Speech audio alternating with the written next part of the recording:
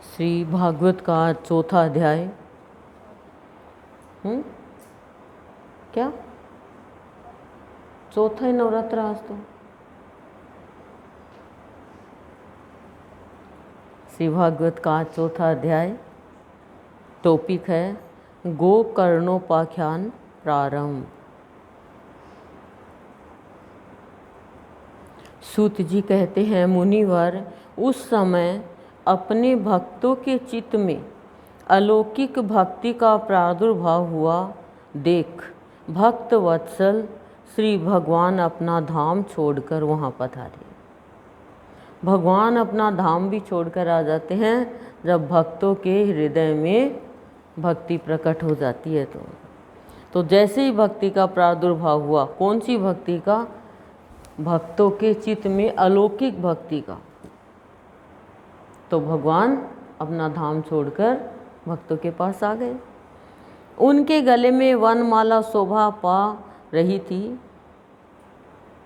श्री अंग सजल जलधर के समान श्याम वर्ण था। कि भगवान के श्री अंग है सजल, यानी जल से युक्त, अश्रुपूर्ण, जलधर के समान श्याम वर्ण था। उस पर मनोहर पीताम्बर सुशोभित था। कटी प्रदेश करधनी की लड़ियों से सुसज्जित था। सिर पर मुकुट की लटक और कानों में कुंडलों की झलक देखते ही बनती थी। भगवान के सौंदर्य का वर्णन कर रहे हैं इसमें। वे त्रिभंग ललित भाव से खड़े हुए चित्त को चुराए लेते। वक्ष स्थल पर कौस्तुभ मणि दमक रही थी। सारा श्रीअंग हरि चंदन से चर्चित था। उस रूप की शोभा क्या कहें। उसने तो मानो करोड़ों कामदेवों की रूप माधुरी छीन ली थी। वे परमानंदचीन मूर्ति मधुर अति मधुर मुरलीधर ऐसी अनुपम छवि से अपने भक्तों के निर्मल चित्तों में आविर्भूत हुए। देखो कितनी सुंदर बात बताई है कि ऐसी अनुपम छवि से अपने भक्तों के निर्मल चित्तों में आविर्भूत हो गए, प्रकट हो गए। भगवान के नित्य लोक निवासी लीला परिकर, भगवान के नित्य लोक निवासी लीला परिकर उद्धव आदि वहाँ गुप्त रूप से उस कथा को सुनने के लिए आए हुए थे। प्रभु के प्रकट होते ही चारों ओर जय हो की ध्वनि होने लगी। वही कथा हो रही है, सब ऋषि मुनि अपनी पत्नी बच्चों के साथ सब आ गए। सब तीर्थ आ गए, नदियाँ आ गई, ग्रंथ आ गए, शास्त्र आ गए, पर्वत आ गए कथा सुनने के लिए। उस समय भक्ति रस का अद्भुत प्रवाह चला। और सबसे बड़ी बात, भक्ति अपने दोनों पुत्रों के साथ आ गई, ज्ञान और वैराग्य को लेकर के।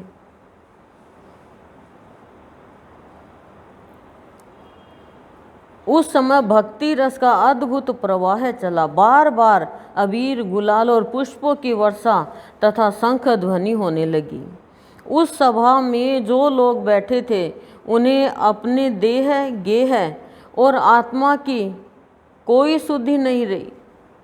कोई भी मतलब उनको होश ही नहीं रहा अपने देह गेह का, इस शरीर रूपी घर का।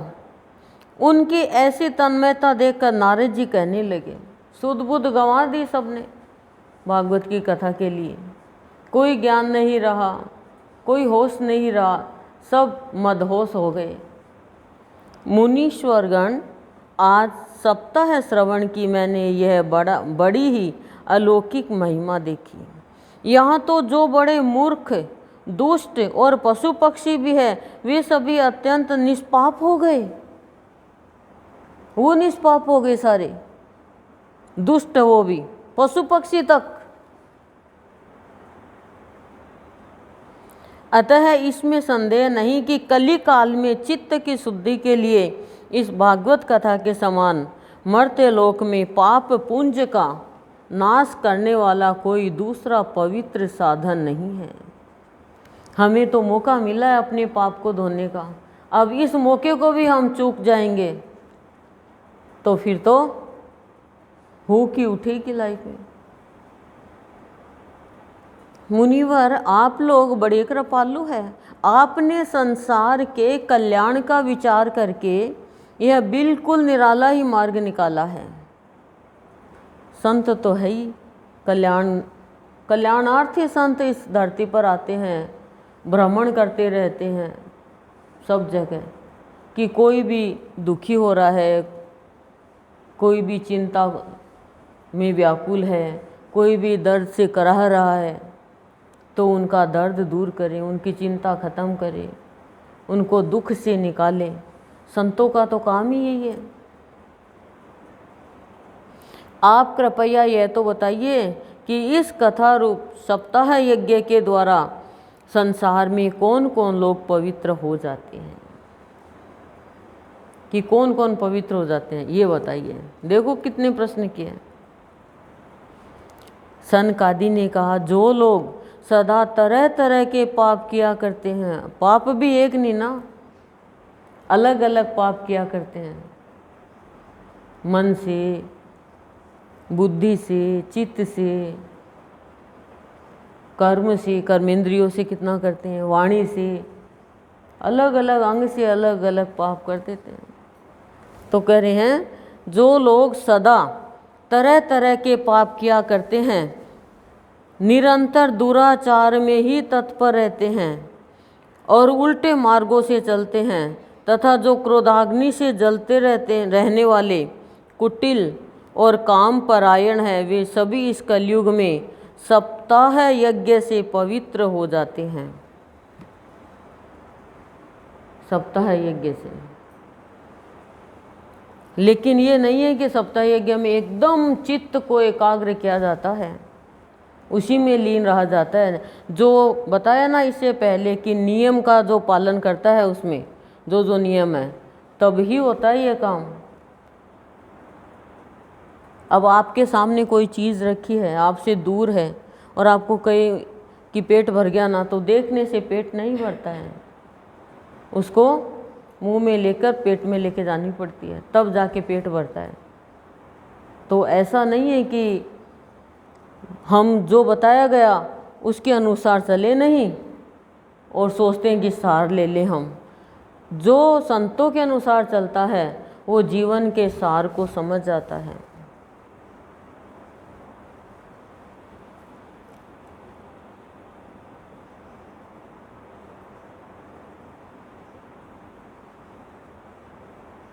जो सत्य से च्युत, माता पिता की निंदा करने वाले, तृष्णा के मारे व्याकुल, आश्रम धर्म से रहित, दंभी, दूसरों की उन्नति देखकर कुढ़ने वाले और दूसरों को दुख देने वाले, वे भी कलयुग में सप्ताह यज्ञ से पवित्र हो जाते हैं।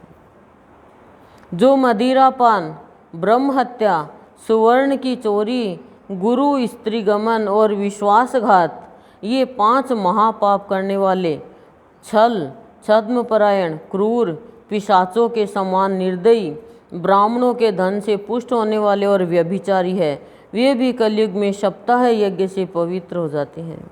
जो दुष्ट आग्रह पूर्वक सर्वदा मन, वाणी या शरीर से पाप करते रहते हैं, दूसरे के धन से ही पुष्ट होते हैं तथा मलिन मन और दुष्ट हृदय वाले हैं, वे भी कलयुग में सप्ताह यज्ञ से पवित्र हो जाते हैं। गुरुदेव शायद अपने को पवित्र कर रहे हैं। महापाप बताइए 5। मदिरापान, जो मदिरा का पान करता है वो महापाप है। ब्रह्म हत्या, सुवर्ण की चोरी, सोने की चोरी, गुरु की स्त्री का गमन और किसी के साथ किया गया विश्वासघात। बाकी भी ये सब पाप ही है, लेकिन ये महापाप बताए हैं। नारद जी, अब हम तुम्हें इस विषय में एक प्राचीन इतिहास सुनाते हैं, उसके सुनने से ही सब पाप नष्ट हो जाते हैं। सुनाओ भाई। पूर्व काल में तुंगभद्रा नदी के तट पर एक अनुपम नगर बसा हुआ था। सुनने से पाप नष्ट हो जाएंगे, कोई खर्चा ही नहीं करना। वहाँ सभी वर्णों के लोग अपने अपने धर्मों का आचरण करते हुए सत्य और सत्कर्मों में तत्पर रहते थे। हम ऐसा काम ही क्यों करें हैं कि फिर बाद में धोना पड़े उन्हें? ऐसा काम ही क्यों करें? पाप करें ही क्यों? इतनी तो हर प्राणी को समझ है ही कि पाप क्या है। कितने सारे पाप बता दिए, कितने अवगुण बता दिए, लेकिन हम पाप करके अपने आप को बड़े मानते हैं, अपने आप को बहुत अच्छे मानते हैं। हाँ, आप हो बड़े दुनिया की नज़रों में, पर खुद की नज़र में नहीं हो। खुद की नज़र में हे भगवान सबके सामने नहीं खुल जाए, हे भगवान सबके सामने बात नहीं आ जाए, अंदर में डर। पाप किया तो डर लगेगा। गलत काम करना, हिंसा करना, ये पाप ही तो है। जो सत्य के रास्ते पर चलते हैं, सत्यनिष्ठ है, जो तपोधन है, वो तो सबके कल्याण के लिए सोचेंगे। हम तो अपना कल्याण कर ले वही बहुत है। हर प्राणी ऋषि मुनि संत बन सकता है गृहस्थी में रहकर, सिर्फ अपने आचरण को शुद्ध करके। लेकिन हमें तो बहाने का इतना सा पॉइंट चाहिए बस। कोई जबरदस्ती नहीं है। इस जन्म में नहीं तो अगले जन्म में धुल जाएंगे पाप। घसीट लोगे कहीं ना कहीं कोई को तुम। देखो आप चिड़िया को, देखो आप, चिड़िया चींटियों को खाती है। हम सुबह जाते हैं ना वो पे, सुबह सुबह ही अर्ली इन द मॉर्निंग, वो एक बड़ी सी चिड़िया होती है और वो चींटियों को ऐसे खाती है। मैंने कहा देख, लोग चींटियों के बिल में अनाज डाल रहे हैं और ये चींटियों को खा रही है। तो मन में आया मरने के बाद में ये चींटियाँ इसको घसीट के ले जाएगी, यही चींटियाँ ले जाएगी। कॉकरोच मर गया, चींटियाँ घसीट के लेके जा रही है। इतनी ताकत है चींटियों में। चींटियों के लिए हम लक्ष्मण रेखा करते हैं, राम रेखा कर लो अपने जीवन में।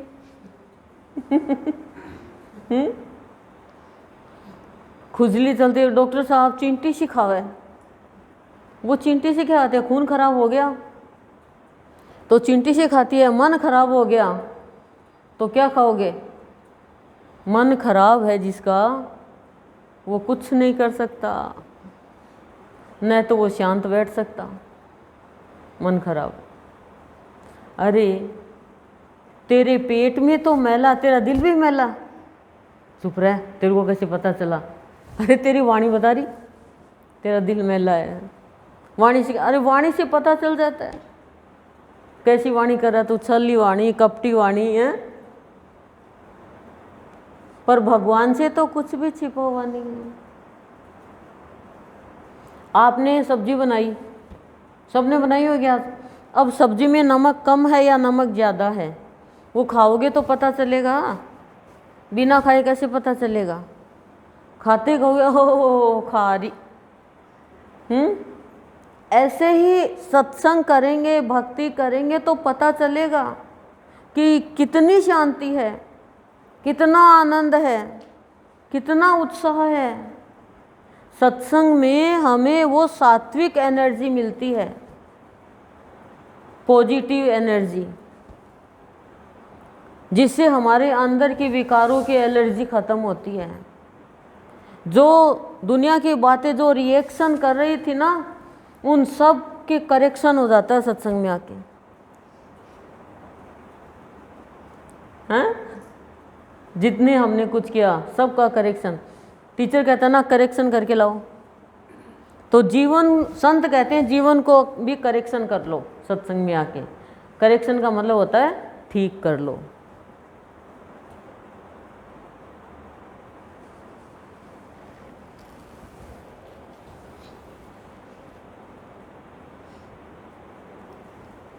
तो क्या बताया नारद जी, हम तुम्हें इस विषय में एक प्राचीन इतिहास सुनाते हैं। उसके सुनने से सब पाप नष्ट हो जाते हैं। अब देखो तो आप सुनना तो सही, सुनने से कैसे पाप नष्ट होंगे। पूर्व काल में तुंगभद्रा नदी के तट पर एक अनुपम नगर बसा हुआ था। वहाँ सभी वर्णों के लोग अपने अपने धर्मों का आचरण करते हुए सत्य और सत्कर्मों में तत्पर रहते थे। सत्य और सत्कर्मों पर करने के लिए तत्पर रहते थे, मुंह नहीं छुपाते थे। कोई कर रहा है तो उसको देख के खुश होते थे, ये नहीं सोचते थे ये कैसे कर सकता है, इसको हटाएं कैसे भी मैं करूं। करा किसी ने, नाम कोई और पा रहा है, ऐसा भी नहीं था। उस नगर में समस्त वेदों का विशेषज्ञ और स्रोत स्मार्त कर्मों में निपुण एक आत्मदेव नामक ब्राह्मण रहता था। वह साक्षात दूसरे सूर्य के समान तेजस्वी था। एक ब्राह्मण रहता था, उसका क्या नाम था? आत्मदेव। और वह साक्षात दूसरे सूर्य के समान तेजस्वी। वह धनी होने पर भी भिक्षाजीवी था, धनी होने पर भी भिक्षा पे जीवी था। उसके प्यारी पत्नी धुंधली, कुलीन एवं सुंदरी होने पर भी सदा अपनी बात पर अड़ जाने वाली थी। देखो, गुण थे, सुंदर थी, लेकिन अपनी बात पर अड़ती। तो वो सुंदरता क्या काम आई? परेशान करती अपने पति को। उसे लोगों की बात करने में सुख मिलता था। वो हर इंसान धुंधला है जो ऐसा आचरण रखता है, चाहे फिर वो कितना भी सुंदर हो, कितना भी धनी हो। यदि अपने काम में अड़ गई, मेरे को तो सोने का हार चाहिए, मेरे को तो मकान चाहिए, मेरे को तो ये चीज़ चाहिए, अरे तो मर के ला के दे क्या तेरे को? दो रोट खाने को मिल रहा है, रहने को मकान मिल रहा है, पहनने को कपड़े मिल रहे हैं और मटर गश्ती के लिए सब कुछ मिल रहा है, उसके बावजूद भी जिद करना, मतलब हटी। लोगों की बात करने में सुख किसको मिलता है? सबको मिलता है लोगों की बात करने में सुख। मन ही नहीं लगता, खाना नहीं पचता किसी किसी का किसी की बात नहीं करें तो। और भगवान की बात कहने के लिए आज भागवत में क्या बताया, संत मणि में क्या बताया, प्रवचन में क्या बताया, आप तत्पर नहीं रहोगे। और पड़ोस में कोई बात हो गई, रोटी बाद में, चाय बाद में, आओ जी बैठो कमरा में पली थाने। सही बात बताऊं, हाँ तो क्यों हो आज के नहीं हुई, आज यह हुई। और इसके लिए हम इतने उतावले नहीं होंगे कि आज ये बात बताई, तो वो सामने वाले का कसूर क्या है? बताओ, सामने वाले का कसूर क्या है? बात ही हम उनको वो बता रहे हैं और हमको सुख मिलता है उसमें, और वो सुख हमें सुखा देता है। वो सुख सागर लग रहा है, लेकिन वो सूखा सागर बना देता है जीवन को, जिसमें रस नहीं। स्वभाव था क्रूर, एकदम क्रूर स्वभाव। किसका? धुंधली का। प्राय कुछ न कुछ बकवाद करती रहती थी, व्यर्थ की बात। नाम ही धुंधली, उसको कुछ दिखता ही नहीं, धुंधला धुंधला दिखता, दूर से दिखता थोड़ा धुंधला धुंधला है। गृह कार्य में निपुण थी, कृपण थी। कृपण मतलब आलसी। अब गृह कार्य में तो निपुण थी, पर काम क्या ही है? ये नहीं, कंजूस, सॉरी कृपण, कंजूस थी और थी झगड़ालू भी। नाम ही धुंधली। अब वो प्राणी, वो जीव यदि ये चीजें रखता है अपने जीवन में, तो उसका नाम भी धुंधली है। इस प्रकार ब्राह्मण दंपति प्रेम से अपने घर में रहते और विहार करते थे। उनके पास अर्थ और भोग विलास की सामग्री बहुत थी, बहुत पैसा था, घर द्वार भी सुंदर थे, बहुत बड़ा घर था, आलीशान, परंतु उससे उन्हें सुख नहीं था। धन का सुख नहीं था, बहुत कुछ था, बहुत कुछ था। जब अवस्था बहुत ढल गई तब उन्होंने संतान के लिए तरह तरह के पुण्य कर्म आरंभ किए और वे दीन दुखियों को गौ, पृथ्वी, सुवर्ण और वस्त्र आदि दान करने लगे। जब उम्र ढलने लगी तो कि हमारी संतान नहीं हुई, संतान हो जाए तो वो दान धर्म करने लगे। इस प्रकार धर्म मार्ग में उन्होंने अपना आधा धन समाप्त कर दिया, तो भी उन्हें पुत्र या पुत्री किसी का भी मुख देखने को नहीं मिला। इसलिए वह ब्राह्मण बहुत ही चिंतातुर रहने लगा। अब पुत्र की अभिलाषा जग गई। ये अभिलाषा प्राणी को न मरने देती न जीने देती। ये भी नहीं सोचता कि अभिलाषा क्यों कर रहा हूँ मैं। यदि मैं हट से कुछ ले भी लूँगा तो वो मेरे काम आएगी या नहीं आएगी। एक बच्चा जिद कर ले, 10 वर्ष का है, मेरे को तो गाड़ी चलानी है, गाड़ी चाहिए, बाइक चाहिए, स्कूटी चाहिए, साइकिल चाहिए, उसको कुछ नहीं दिलाएंगे हम, क्योंकि उसको वो चला ही नहीं सकता, अलाउ भी नहीं है, कच्ची उम्र है, और गलती से दे भी दी तो गया काम से। तो गाड़ी तो चलानी नहीं सीखी मान लो, ठीक है, लेकिन जीवन को तो चलाना आना चाहिए।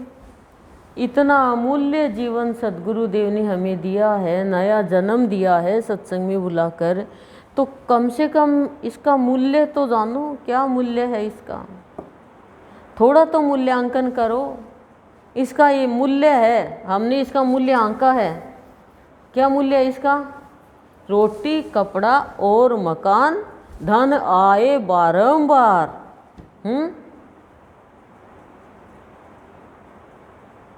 इसको चला कौन रहा है? अनाज चला रहा है? कौन चला रहा है? वो जो प्राणपति श्वास ले रहा है वो चला रहा है। इस संसार को जो चला रहा है वो इस शरीर को चला रहा है। जो इस शरीर को चलाने वाली उस शक्ति को नहीं जानोगे तो व्यर्थ है आना और जाना, व्यर्थ है। अब संतान के लिए चिंतातुर हो रहा है, दान धर्म सब कर रहा है, चलो वो तो पुण्य तो हो गया थोड़ा बहुत। एक दिन वह ब्राह्मण देवता बहुत दुखी होकर घर से निकलकर वन को चल दिया, दुखी हो गया। दोपहर के समय उसे प्यास लगी, इसलिए वह एक तालाब पर आया। संतान के अभाव के दुख ने उसके शरीर को बहुत सुखा दिया था, संतान का अभाव हो गया। अब क्या, पहले तो वन की तरफ ही जाते थे, अब तो हिल स्टेशन चले जाते शिमला चले जाते हैं, कालिंपोंग चले जाते हैं।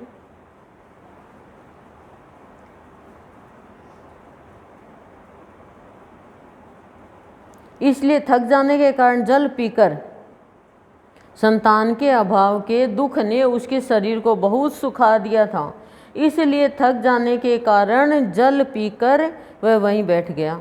2 घड़ी बीतने पर वहाँ एक सन्यासी महात्मा आए। जब ब्राह्मण देवता ने देखा कि वे जल पी चुके हैं तब वह उनके पास गया और चरणों में नमस्कार करने के बाद सामने खड़े होकर लंबी लंबी सांस लेने लगा। सन्यासी ने पूछा, कहो ब्राह्मण देवता, रोते क्यों हो? ऐसी तुम्हें क्या भारी चिंता है? तुम जल्दी ही मुझे अपने दुख का कारण बताओ, कुछ कारण बताओ, क्या कारण, क्यों रो रहे हो, क्या दुख है तुम्हें? ब्राह्मण देवता ने क्या कहा? क्या कहा होगा बताओ? संतान चाहिए पुत्र चाहिए, वो भी है। ब्राह्मण देवता ने कहा, महाराज, मैं अपने पूर्व जन्म के पापों से संचित दुख का क्या वर्णन करूं? अब मेरे पितर मेरे द्वारा दी हुई जलांजलि के जल को अपनी चिंता जनित सांस से कुछ गर्म करके पीते हैं। देवता और ब्राह्मण मेरा दिया हुआ प्रसन्न मन से स्वीकार नहीं करते। संतान के लिए मैं इतना दुखी हो गया हूँ कि मुझे सब सूना ही सूना दिखाई देता है। मैं प्राण त्यागने के लिए यहाँ आया हूँ। संतानहीन जीवन को धिक्कार है, संतानहीन ग्रह को धिक्कार है, संतानहीन धन को धिक्कार है और संतानहीन कुल को धिक्कार है। अब सब लोगों ने बस ये बात पकड़ ली, पर इसमें आगे क्या बता रहे हैं वो पकड़ लें तो न्याल हो जाए। मैं जिस गाय को पालता हूँ वह भी सर्वथा बांझ हो जाती है, जो पेड़ लगाता हूँ उस पर भी फल फूल नहीं लगते, मेरे घर में जो फल आता है वह भी बहुत जल्दी सड़ जाता है। जब मैं ऐसा अभागा और पुत्रहीन हूँ तब फिर इस जीवन को ही रख कर मुझे क्या करना है। यूँ कहकर वह ब्राह्मण दुख से व्याकुल हो उन सन्यासी महात्मा के पास फूट फूट कर रोने लगा। तब उन यतिवर के हृदय में बड़ी करुणा उत्पन्न हुई। वे योगनिष्ठ थे, उन्होंने उसके ललाट की रेखाएं देखकर सारा वृतांत जान लिया और फिर उसे विस्तार पूर्वक कहने लगे। अब सन्यासी कह रहे हैं, ब्राह्मण देवता, इस प्रजा प्राप्ति का मोह है त्याग दो। वो तो इतना मांग रहा है, इतना दुखी है। अब जिसके मन में एक बार लालसा लग गई कुछ पाने की, जैसे किसी को भगवान को पाना है तो उसके लिए क्या करोगे? पूजा निकलवाओगे क्या? सन्यासी के पास जाओगे या मरने जाओगे? भगवान को पाने के लिए भगवान के जैसा बनना पड़ेगा, गुणों में, व्यवहार में, विचार में, उसके अनुसार चलना पड़ेगा। कोई भी कार्य करे उसकी अनुमति आज्ञा लेकर करना पड़ेगा, खुद को निमित्त बनाना पड़ेगा, उसके सामने ढोंग नहीं करना चाहिए।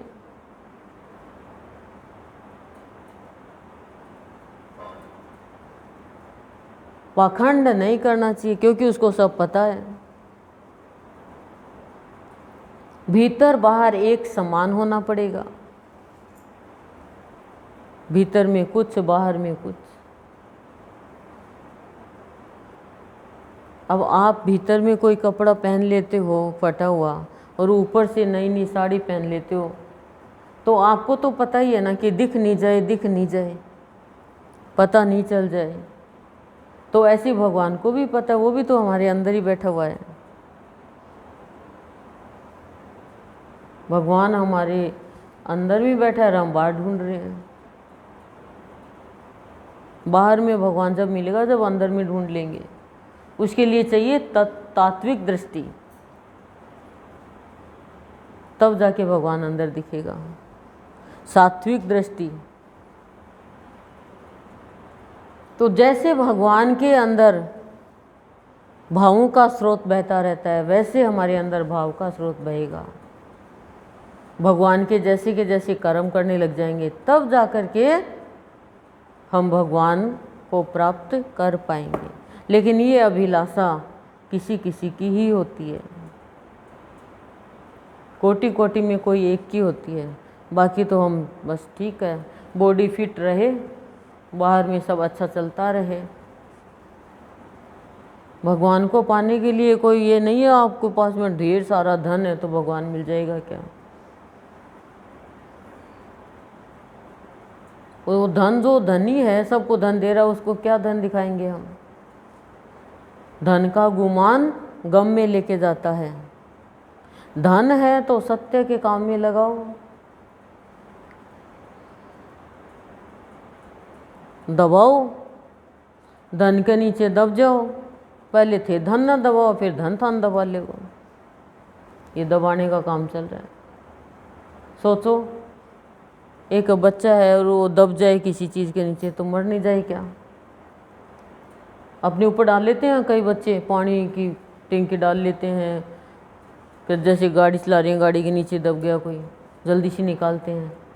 लेकिन धन के नीचे दब के, अरे बाबा रे, सब कुछ दब गया। तभी तो खर्च चल गया ना। ये खर्च करो, खर्च करो। पर वो खर्च क्या काम आया, वो तो बेचारा खा ही नहीं सकता, गया वो तो कह रहे हैं सन्यासी क्या कह रहा, आप सुनना ध्यान से। ब्राह्मण देवता, इस प्रजा प्राप्ति का मोह त्याग दो, कर्म की गति प्रबल है, विवेक का आश्रय लेकर संसार की वासना छोड़ दो। 3 पॉइंट। पहला पॉइंट, प्रजा प्राप्ति का मोह त्याग दो। 9, ये कोई नहीं मानेगा, सन्यासी जो कह रहा है वो बात कोई नहीं मानेगा कि तू तो सन्यासी है, जबकि सन्यासी सबके कल्याण की बात कहते हैं। पहला पॉइंट। दूसरा पॉइंट, कर्म की गति प्रबल है, कर्म की गति बहुत प्रबल है, सुदृढ़ है, उसको इधर से इधर कोई नहीं कर सकता, वो फल मिलता है। तीसरा पॉइंट, विवेक का आश्रय लेकर संसार की वासना छोड़ दो। अविवेकी फंसता है वासना में तो, ठीक है। विप्रवर सुनो, मैंने इस समय तुम्हारा प्रारब्ध देखकर निश्चय किया है कि 7 जन्म तक तुम्हारी कोई संतान किसी प्रकार नहीं हो सकती। 7 जन्म तक कोई संतान नहीं हो सकती। अब भगवान के बनाए गए कार्य में कोई हट करेगा, जिद करेगा, नहीं मुझे तो चाहिए ही, तो फिर तो रोना पड़ेगा। इसमें ये ही सार बताया है। हमने वो नहीं लिया, हमने ले लिया बस होना चाहिए, पुत्र होना चाहिए। पूर्व काल में राजा सगर एवं अंग को संतान के कारण दुख भोगना पड़ा था। ब्राह्मण, अब तुम कुटुंब की आशा छोड़ दो, संन्यास में सब प्रकार का सुख है। लेकिन एक बार अभिलाषा लग गई तो प्राणी मानता नहीं है भगवान की बात। सन्यासी है, संत है, भगवान का रूप है, लेकिन उनकी बात मानते नहीं। राजा का भी उदाहरण दे दिया, राजा सगर। राजा सगर की भी आपको बताएंगे, या तो इसमें आ जाएगी, नहीं तो बहुत अच्छी स्टोरी है। सगर के कितने पुत्र थे? सॉरी वही कारण बने गंगा जी लाने का। अच्छा, आप लोगों को पहले थोड़ी पता रहता, पर संत मणि में पता है, सत्संग में आने से हर चीज़ का पता चल जाता है। ब्राह्मण ने कहा, अब ब्राह्मण की सुनना क्या कहता है, क्या हम भी ऐसा ही करते हैं क्या? महात्मा जी, विवेक से मेरा क्या होगा? महात्मा जी कह रहे विवेक का से लेकर संसार की वासना छोड़ दो। फिर कह रहा विवेक से क्या होगा? मुझे तो बलपूर्वक पुत्र चाहिए। नहीं तो मैं आपके सामने ही शोक मूर्छित होकर अपने प्राण त्यागता हूँ। अरे वाह, ऐसा करते हैं सब। जिसमें पुत्र स्त्री आदि का सुख नहीं है, ऐसा सन्यास तो सर्वथा नीरस है। सन्यासी के सामने कह रहा है, जो रास्ता दिखा रहा है। लोक में सरस तो पुत्र पौत्रादि से भरा पूरा गृहस्थ आश्रम ही है, और पता है कि पत्नी मेरी कैसी है, उसके बावजूद भी। ध्यान से सुनना, सावधान, जागते रहो।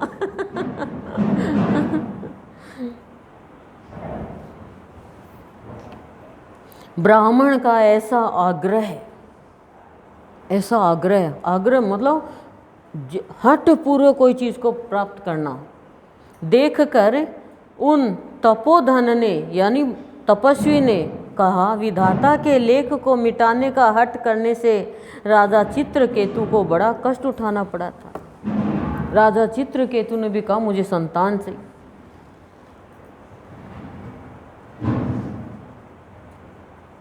कहा सन्यासी ने कि तेरे हर्ष और विषाद का कारण बनेगा।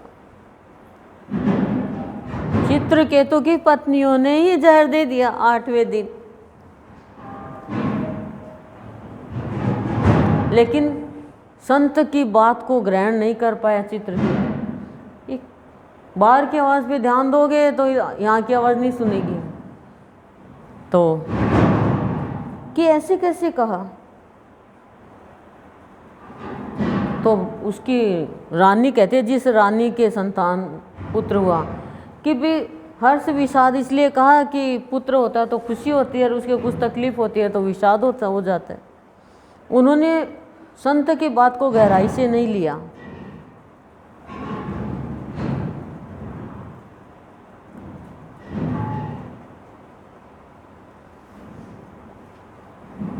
इसलिए देव जिसके उद्योग को कुचल देता है, उस पुरुष के समान तुम्हें भी पुत्र से सुख नहीं मिल सकेगा। तुमने तो बड़ा, भाई जिसके उद्योग को ही कुचल देता है, उस पुरुष के समान तुम्हें भी पुत्र से सुख नहीं मिल सकेगा। तुमने तो बड़ा हट पकड़ रखा है और अर्थी के रूप में तुम मेरे सामने उपस्थित हो। ऐसी दशा में मैं तुमसे क्या कहूँ कि तुम तो एकदम ये मरने के हिसाब से बात करोगे, मर ही जाऊंगा मैं तो। सारा ज्ञान दे दिया, यही तो ब्रह्म ज्ञान है। जब महात्मा जी ने देखा कि यह किसी प्रकार अपना आग्रह नहीं छोड़ता, तब उन्होंने उसे एक फल देकर कहा, इसे तुम अपनी पत्नी को खिला देना, इससे उसके एक पुत्र होगा। 7 जन्म तक नहीं है पर हट किया तो फल दे दिया। तुम्हारी स्त्री को 1 साल तक सत्य, सोच, दया, दान और एक समय एक ही अन्न खाने का नियम रखना होगा। धार्मिक संत का फल दिया हो तो धार्मिक संतान पैदा होगी, तो ये नियम पालन करना होगा। यदि वह ऐसा करेगी तो बालक बहुत शुद्ध स्वभाव वाला होगा। यूँ कहकर वे योगी राह चले गए और ब्राह्मण अपने घर लौट आया। वहाँ आकर उसने वह फल अपनी स्त्री के हाथ में दे दिया और स्वयं कहीं चला गया। उसकी स्त्री तो कुटिल स्वभाव की थी ही। वह रो रो कर अपनी एक सखी से कहने लगी, सखी मुझे तो बड़ी चिंता हो गई, मैं तो यह फल नहीं खाऊंगी। फल खाने से गर्भ रहेगा और गर्भ से पेट बढ़ जाएगा, फिर कुछ खाया पिया जाएगा नहीं, इससे मेरी शक्ति क्षीण हो जाएगी। तब बता घर का धंधा कैसे होगा? और देववश यदि कहीं गांव में डाकुओं का आक्रमण हो गया तो गर्भिणी स्त्री कैसे भागेगी? यदि सुखदेव जी की तरह है यह गर्भ भी पेट में ही रह गया तो इसे बाहर कैसे निकाला जाएगा? देखो उसकी बात देखो है। और कहीं प्रसव काल के समय वह टेढ़ा हो गया तो फिर प्राणों से ही हाथ धोना पड़ेगा। यूँ भी प्रसव के समय बड़ी भयंकर पीड़ा होती है। मैं सुकुमारी भला यह सब कैसे सह सकूंगी? मैं जब दुर्बल पड़ जाऊंगी तब ननद रानी आकर घर का सब माल मत्ता समेट ले जाएगी और मुझसे तो सत्य शौचादि नियमों का पालन होना भी कठिन ही जान पड़ता है। जो स्त्री बच्चा जनती है उसे उस बच्चे के लालन पालन में भी बड़ा कष्ट होता है। मेरे विचार से तो बंध्या या विधवा स्त्रियां ही सुखी है। कुटिल थी ना, चाहनी थी और होनी तो होके ही रहती है। मन में ऐसे ही तरह तरह के कुतर्क उठने से उसने वह फल नहीं खाया और जब उसके पति ने पूछा फल खा लिया, तब उसने कह दिया हाँ खा लिया। एक दिन उसकी बहन अपने आप ही उसके घर आई। तब उसने अपनी बहन को सारा वृतांत सुनाकर कहा कि मेरे मन में इसकी बड़ी चिंता है, मैं इस दुख के कारण दिनों दिन दुबली हो रही हूँ। बहन मैं क्या करूँ? बहन ने कहा मेरे पेट में बच्चा है, प्रसव होने पर वह बालक मैं तुझे दे दूंगी। तब तक तू गर्भवती के समान घर में गुप्त रूप से सुख से रहे। तू मेरे पति को कुछ धन दे देगी तो वे तुझे अपना बालक दे देंगे। हम ऐसी युक्ति करेंगी कि जिसमें सब लोग यही कहे कि इसका बालक 6 महीने का होकर मर गया। देखो कुटिल कुटिल हैं, दोनों बहनें समान हो गई। और मैं नित्य प्रति तेरे घर आकर उस बालक का पालन पोषण करती रहूंगी। तू इस समय इसकी जांच करने के लिए यह फल गौ को खिला दे। ब्राह्मणी ने स्त्री स्वभाववश जो जो उसकी बहन ने कहा था वैसे ही सब किया। इसके पश्चात समय अनुसार जब उस स्त्री के पुत्र हुआ तब उसके पिता ने चुपचाप लाकर उसे धुंधली को दे दिया और उसने आत्मदेव को सूचना दे दी कि मेरे सुखपूर्वक बालक हो गया है। इस प्रकार आत्मदेव के पुत्र हुआ सुनकर सब लोगों को बड़ा आनंद हुआ। ब्राह्मण ने उसका जात कर्म संस्कार करके ब्राह्मणों को दान दिया और उसके द्वार पर गाना बजाना तथा अनेक प्रकार के मांगलिक कृत्य होने लगे। धुंधली ने अपने पति से कहा, मेरे स्तनों में तो दूध ही नहीं है, फिर गऊ आदि किसी अन्य जीव के दूध से मैं इस बालक का किस प्रकार पालन करूंगी। मेरी बहन के अभी बालक हुआ था, वह मर गया है, उसे बुलाकर अपने यहाँ रख लें तो वह आपके इस बच्चे का पालन पोषण कर लेगी। देखो आदमी को कितना मूर्ख बना दिया। तब पुत्र की रक्षा के लिए आत्मदेव ने वैसा ही किया तथा माता धुंधली ने उस बालक का नाम धुंधकारी रखा, अपने ऊपर ही नाम रख दिया उसका। इसके बाद 3 महीने बीतने पर उस गौ के भी एक मनुष्याकार बच्चा हुआ। वह सर्वांग सुंदर, दिव्य, निर्मल तथा सुवर्ण किसी कांति वाला था। उसे देखकर ब्राह्मण देवता को बड़ा आनंद हुआ और उसने स्वयं ही उसके सब संस्कार किए। इस समाचार से और सब लोगों को भी बड़ा आश्चर्य हुआ और वे बालक को देखने के लिए आए तथा आपस में कहने लगे, देखो भाई, अब आत्मदेव का कैसा भाग्य उदय हुआ है। कैसे आश्चर्य की बात है कि गौ के भी ऐसा दिव्य रूप बालक उत्पन्न हुआ है। देव योग से इस गुप्त रहस्य का किसी को भी पता नहीं लगा। आत्मदेव ने उस बालक के गौ के से कान देखकर उसका नाम गोकर्ण रख दिया। कुछ काल बीतने पर वे दोनों बालक जवान हो गए। उनमें गोकर्ण तो बड़ा पंडित और ज्ञानी हुआ, किंतु धुंधकारी बड़ा ही दुष्ट निकला।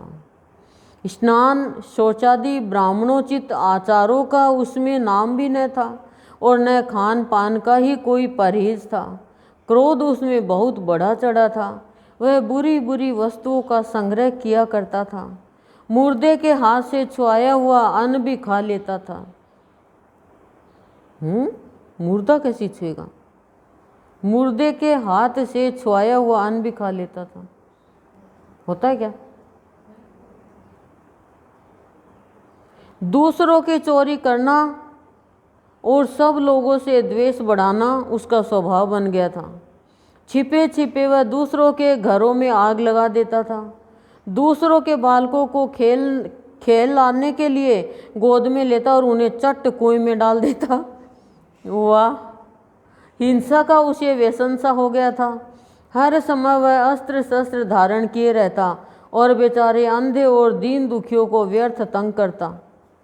चांडालों से उसका विशेष प्रेम था। बस हाथ में फंदा लिए कुत्तों की टोली के साथ शिकार की टोह में घूमता रहता। वेश्याओं के जाल में फंसकर उसने अपने पिता की सारी संपत्ति नष्ट कर दी। एक दिन माता पिता को मार पीट कर घर के सब बर्तन भांडे उठा ले गया।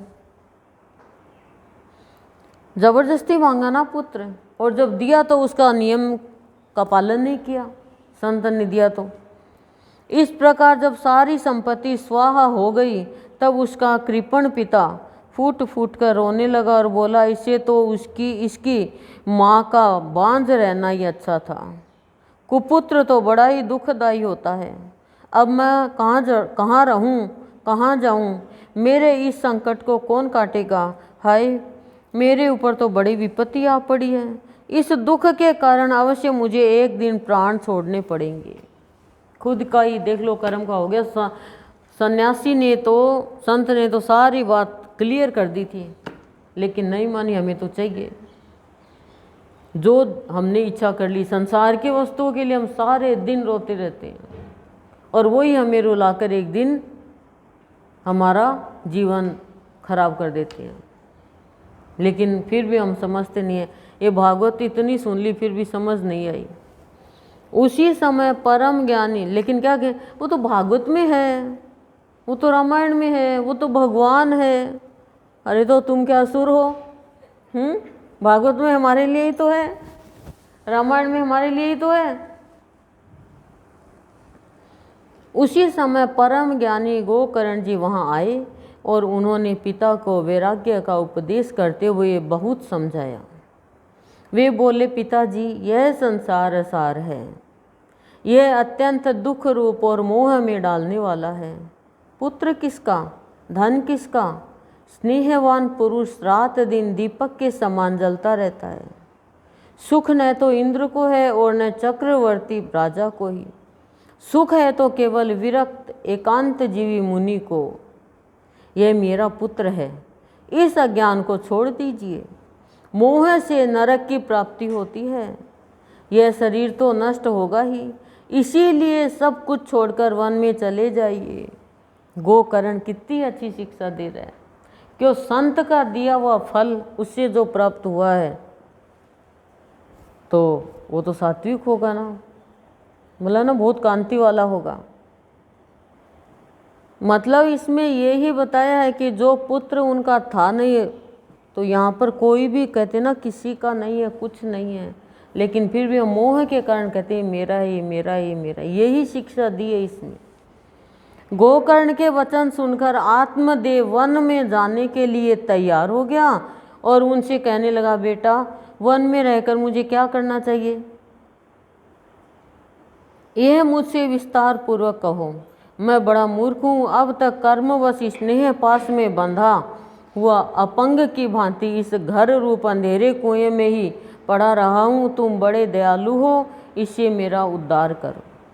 क्यों, उस सन्यासी ने भी तो कहा था हैं कि तुम सन्यास ले लो, भक्ति करो, तब तो बोला नहीं, संतान के बिना ग्रह कैसा, परिवार कैसा, जीवन कैसा।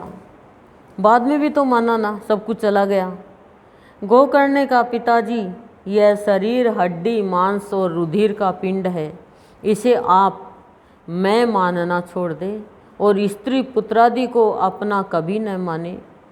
इस संसार को रात दिन क्षण भंगुर देखे, इसकी किसी भी वस्तु को स्थायी समझकर उसमें राग न करे। बस एकमात्र वैराग्य रस के रसिक होकर भगवान की भक्ति में लगे रहे। भगवत जन ही सबसे बड़ा धर्म है, निरंतर उसी का आश्रय लिए रहे, अन्य सब प्रकार के लौकिक धर्मों से मुख मोड़ ले। सदा साधु जनों की सेवा करे, भोगों की लालसा को पास न फटकने दे तथा जल्दी से जल्दी दूसरों के गुण दोषों का विचार करना छोड़कर एकमात्र भगवत सेवा और भगवान की कथाओं के रस का ही पान करे। इस प्रकार पुत्र की वाणी से प्रभावित होकर आत्मदेव ने घर छोड़ दिया और वन की यात्रा की। अब मजबूरी में घर छोड़ना पड़ा। यद्यपि उसकी आयु उस समय 60 वर्ष की हो चुकी थी, फिर भी बुद्धि में पूरी दृढ़ता थी। वहाँ रात दिन भगवान की सेवा पूजा करने से और नियम पूर्वक भागवत के दसम स्कंद का पाठ करने से उसने भगवान श्री कृष्ण चंद्र को प्राप्त कर लिया। और मैं भी आपको पहले दसम स्कंद का सुना रही थी। दसम स्कंद का इतना प्रभाव पड़ा, भगवान ने सोचा कि चलो शुरू से ही कर दें। गुरुदेव ने सोचा पूरा ही सुना दी इनको। रस आ रहा है ना, अब जीवन बड़ा रसीला बन जाएगा।